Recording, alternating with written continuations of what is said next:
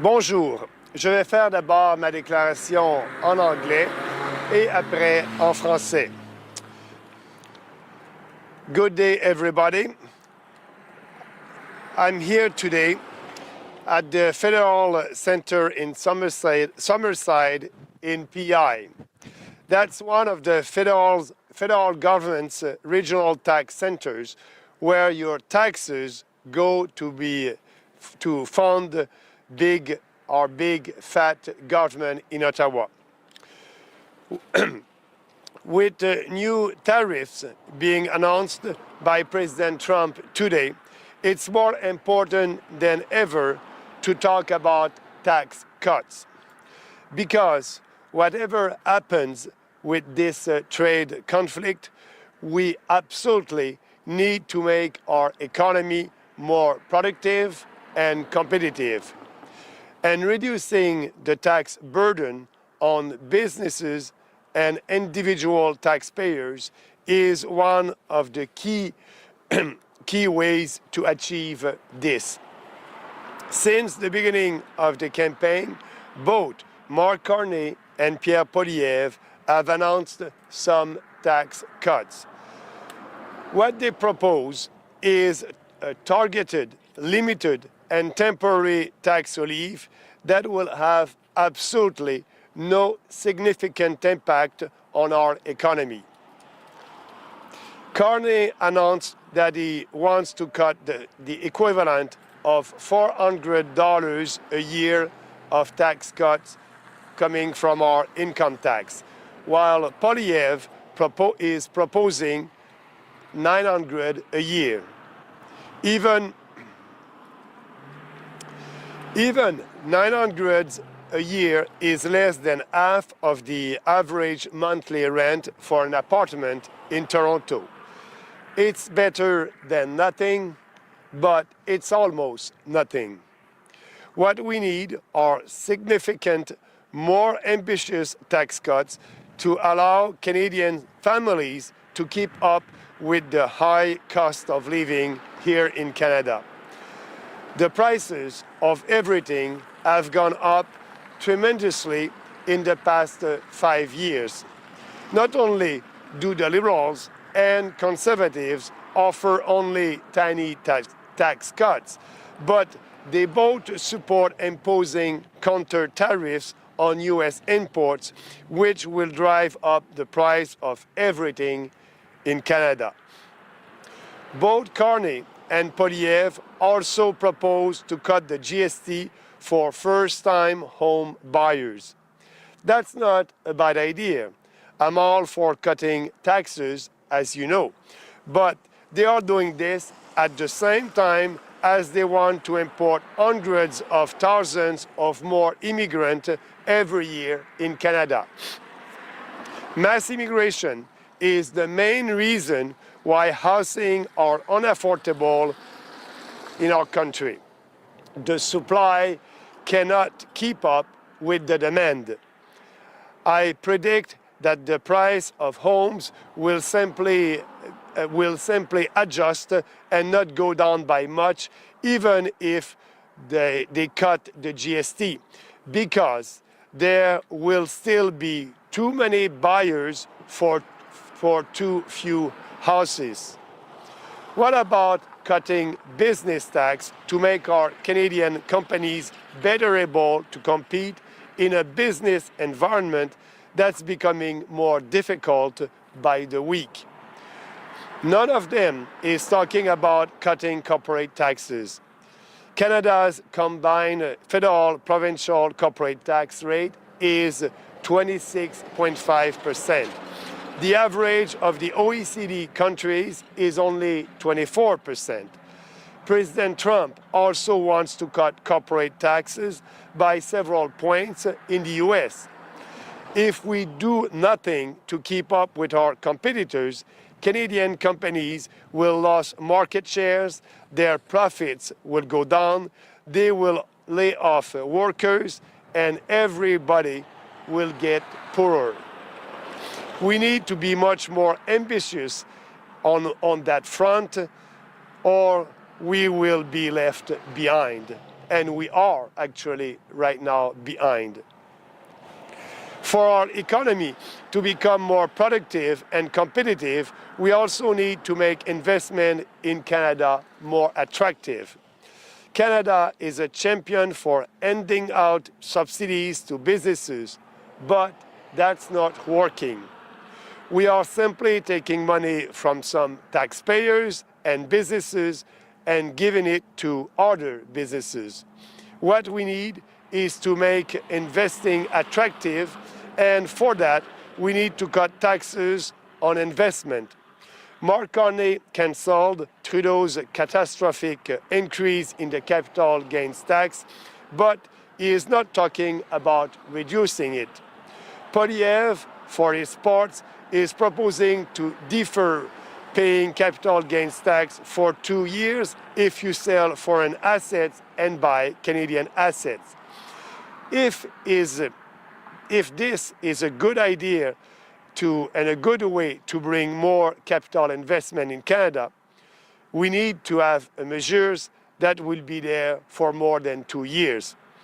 These two establishment politicians only want to tinker with the tax system at the margin, but they don't want to change anything fundamentally. What I propose, what the People's Party propose, is to abolish the capital gains tax entirely. Yes, abolishing it. In the crisis situation, in this crisis situation we are in, we need to be bold. We need a big tax revolution. And we need to be able to afford these tax cuts without borrowing more money. Carney and Populaire still have not said what spending they will cut to pay for even their small tax cut proposal. What they will do is simply borrow more money, and we will end up paying more taxes later, or pay the government deficit with more inflation. We must first cut government spending drastically, eliminate deficit, and then cut taxes in a sustainable manner with the surpluses. Last week, I announced that a PPC government will cut a series of government programs worth about $60 billion in order to eliminate our $50 billion budget deficit. We will cut corporate welfare, foreign aid, money to Ukraine, CBC, Radio-Canada, and the media, equalization, money that is going to provinces, Trudeau's new unconstitutional social programs, wasteful Indigenous programs, subsidies for DI, and multiculturalism.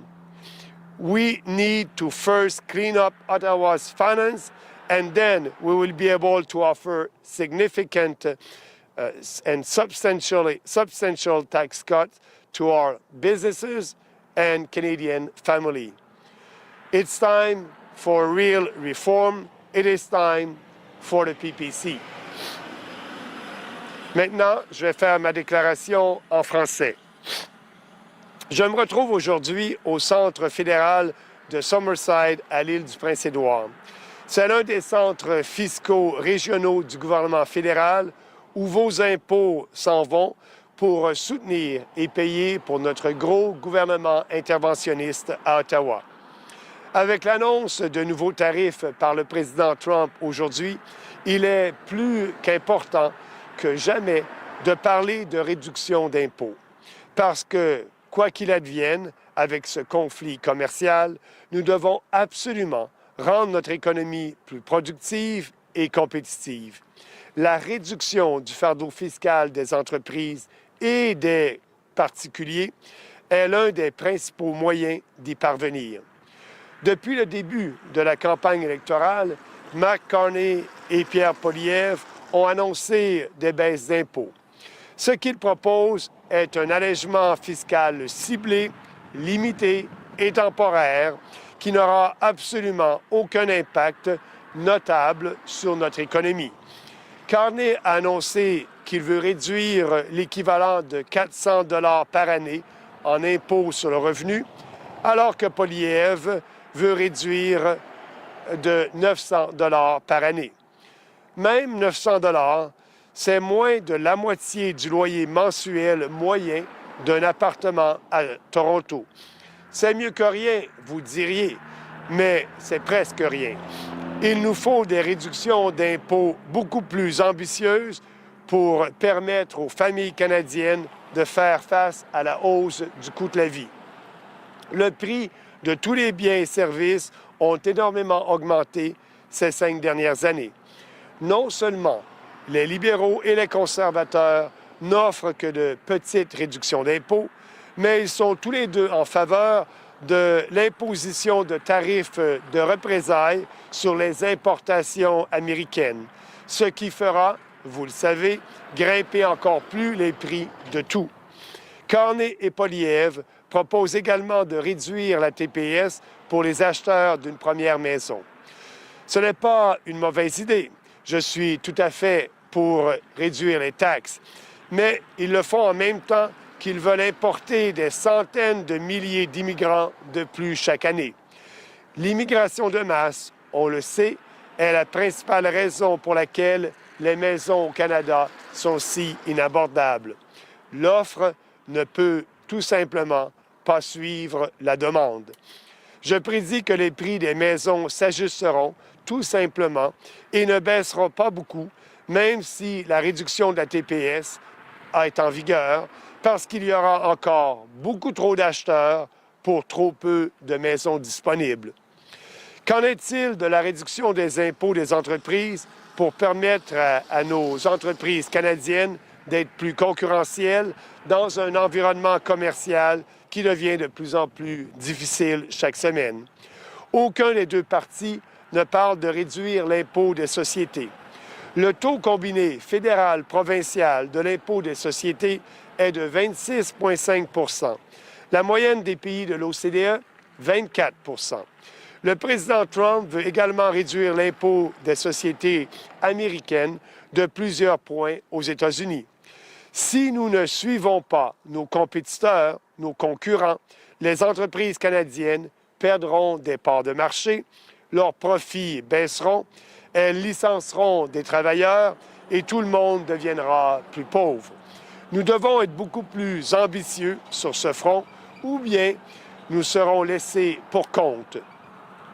Pour que notre économie devienne plus productive et concurrentielle, nous devons aussi réduire les taxes et rendre les investissements au Canada plus attrayants.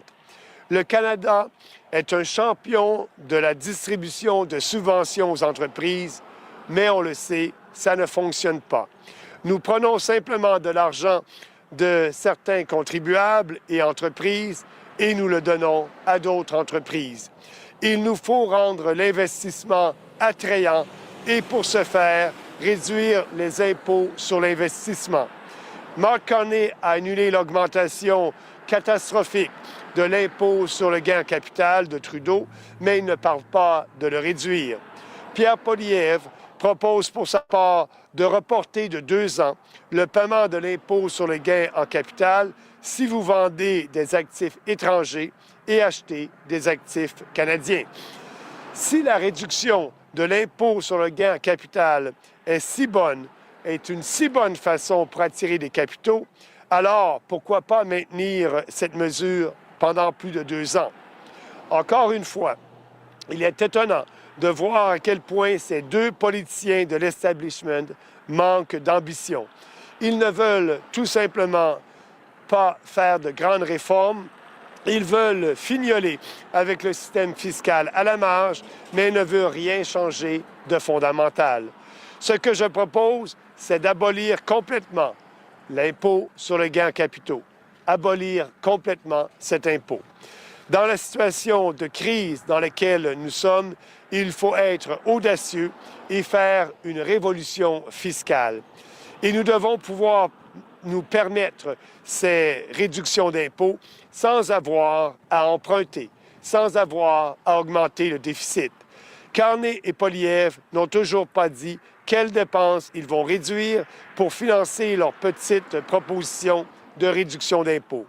Ce qu'ils vont faire, c'est simplement emprunter davantage et nous finirons par payer plus d'impôts plus tard ou encore payer le déficit budgétaire directement par l'inflation. Il faut d'abord réduire les dépenses publiques de façon draconienne, éliminer le déficit et ensuite réduire les impôts de manière durable avec les surplus. La semaine dernière, j'ai annoncé que le gouvernement du Parti populaire coupera une série de programmes gouvernementaux d'une valeur de 60 milliards de dollars afin d'éliminer le déficit de 50 milliards de dollars. Nous allons éliminer les subventions aux entreprises, l'aide étrangère, l'argent pour l'Ukraine, l'argent pour Radio-Canada et CBC et les médias, la diminution des paiements de péréquation. Nous allons éliminer les nouveaux programmes sociaux inconstitutionnels que Trudeau a créés dans les champs de compétences provinciales. Nous allons éliminer certains programmes aux Autochtones inefficaces. Nous allons éliminer aussi toutes les subventions pour promouvoir l'idéologie woke de l'équité, la diversité et l'inclusion. Et nous allons éliminer les subventions au multiculturalisme. Nous devons d'abord assainir les finances publiques, après quoi nous pourrons offrir des réductions d'impôts importantes et durables à nos entreprises et à nos familles canadiennes. C'est le temps pour les vraies réformes, c'est le temps d'appuyer le Parti populaire. Merci. Questions? On va prendre des questions ici, en présence. Oui, allez-y. Raphaël Caron, CBC Radio Canada. I'll start in English. Who will benefit from your tax cuts proposals? Sorry, Who will benefit from your tax cut proposals? Every Canadian, businesses and individuals, and that will help to grow our economy because, investing in Canada would be more attractive. And while you're in Prince Edward Island, federally speaking, PEI has had a history of being a two-party province for the Conservatives and Liberals. How do you propose for your party to break that barrier? With our ideas, we have the best idea for this country. We have the best ideas for PEI. And, we are putting Canadian first by, like I said in my presentation, cutting, all these spending in Ottawa, being sure that we'll be able to lower taxes. And lower taxes, that is helping everybody and people living here for sure. What are your ideas specifically in PEI? I don't have anything specific for PEI. I don't have anything specific for Quebecers. I don't have anything specific for Albertans. I have a platform that is good for everybody, that will unite every Canadian. And a lot of the other leaders are talking about the tariffs because for PEI, our GDP, 20% of our province's GDP is dependent on the U.S., so the tariffs could hit our economy pretty hard. What is your plan to deal with the United States tariffs? Yeah, we want to do the opposite of what the Conservatives and the Liberals are doing. They want to impose more tariffs, dollar for dollar. That was Carney and Poliev said. For us, we won't do that. We won't impose more tariffs because we know that is Canadian consumers who are paying these tariffs. It's a tax on Canadians, 25% new tax. And the U.S. economy is 10 times bigger than us. So these tariffs won't affect the U.S. economy. So my proposal is to not impose any tariff, not impose any counter tariffs, but working hard to be sure to have a more productive economy by first, like I said, cutting spendings to balance the budget. We can balance the budget in 1 year. And with the surplus in the second year, we will cut all taxes. So capital gains tax, it is important. Corporate tax, it is important to cut that. Like that, our businesses will be more productive. And also, we must cut red tape and being sure that we have a real free trade here across this country. It is not time to give subsidies to businesses. It is time to be fair for every business and cutting tax for every businesses. This is our plan. It's a plan that is not taxing more Canadians, but doing the opposite. And now it's very sad that the Carney Carney and Poliev are thinking about adding more taxes to Canadians with counter tariffs. Je vais y aller en français maintenant et Oui. je vais demander c'est à qui que ça bénéficie le plus les coupures de taxes que vous proposez? Les coupures de taxes bénéficient le plus à tous les Canadiens, aux consommateurs et aux entreprises. C'est ce qu'on va faire. On va couper les taxes, mais de façon responsable, après avoir coupé les dépenses à Ottawa et équilibré le budget.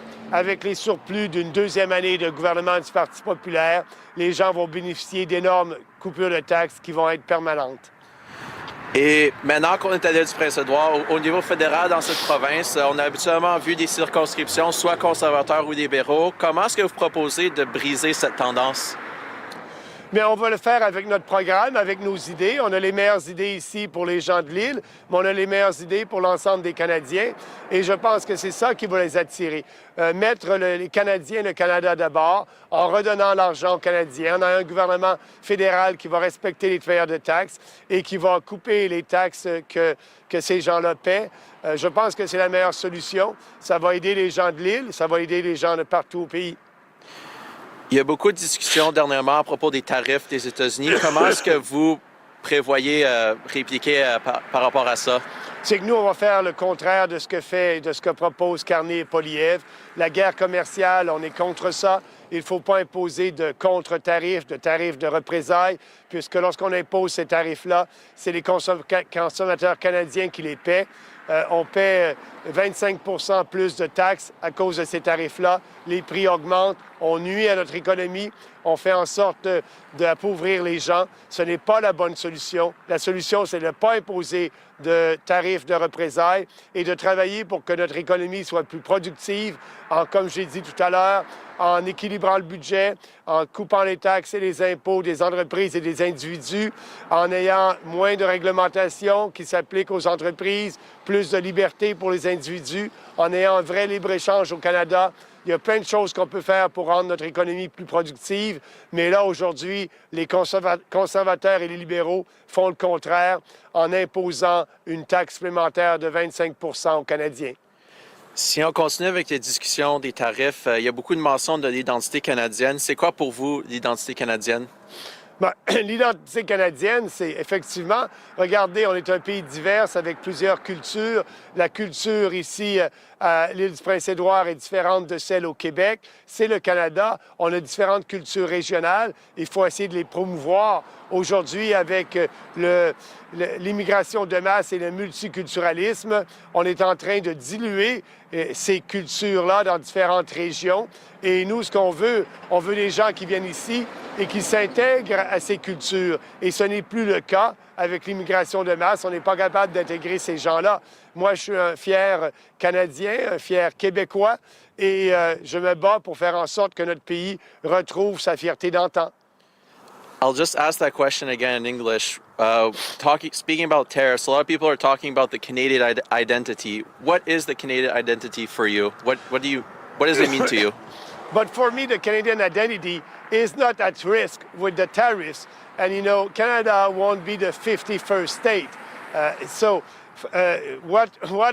Who we are, you know, we are, yes, different than the Americans, but here in Canada, you have different cultures. The cultures in Alberta is very different than the culture in Quebec. That's unique in the world, and that's our country. So I'm very proud of that. But what is happening right now with mass immigration, the problem of our identity as a country is coming here because of mass immigration, not because of the tariffs. So with mass immigration, you have a lot of people that are coming here. They're not integrating into our culture. What they're doing, they're living in ghettos. We need to stop that, and that's why we want to have a moratorium on immigration. Thank you. Thank you. Est-ce Question qu'il y a online? des questions sur le Zoom? S'il vous plaît, levez la main. Raise your hand if you have any questions on the Zoom, please. Non, nous n'avons pas de questions sur le Zoom. Pas de questions sur le Zoom. OK. Merci. Au revoir. Bonne journée.